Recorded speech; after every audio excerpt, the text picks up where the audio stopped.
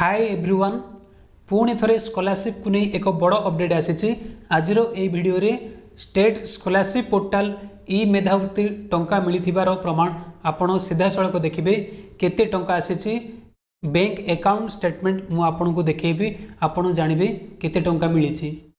तेणु वीडियो को पूरा देखंतु।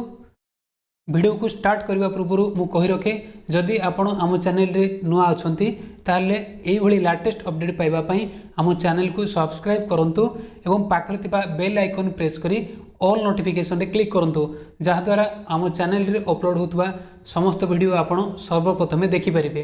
तेबे आसंतु वीडियोटी स्टार्ट करिबा। देखंतु स्टेट स्कॉलरशिप टंका छात्रों को बैंक अकाउंट को आसी जाइछि।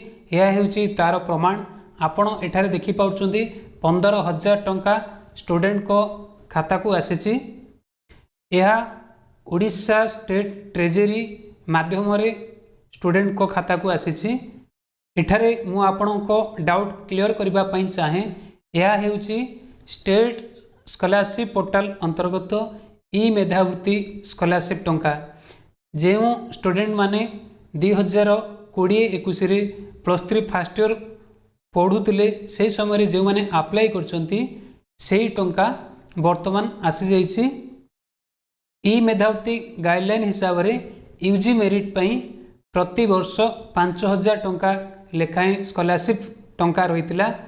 सेथिरे लेखा थिला सरकार चाहिले प्रति वर्ष 5,000 लेखाएं टंका स्टूडेंट को अकाउंट को पठाई पारिबे किंबा एका थरे के 15,000 टंका मध्य स्टूडेंट को अकाउंट को पठाई पारिबे।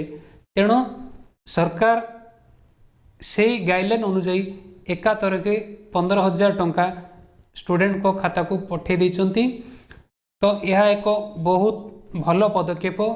तेणु जो मैंने गत वर्ष +3 फर्स्ट ईयर पढ़ुवा समय ई मेधावृत्ति स्कॉलरशिप अप्लाई करथिले सेमानंको बैंक पासबुक चेक करंतु टंका निश्चय जाइथिबो।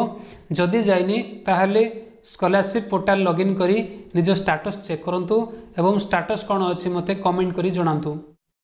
आशा करुच्ची आपण मानंकु आज रही वीडियोटी निश्चय भाव में हेल्पफुल होइतिबो। एई भली लेटेस्ट अपडेट पाइबा पई आम चैनल सो जोड़ी होई रुहंतु। वीडियोटी पसंद आसले लाइक शेयर निश्चय करंतु।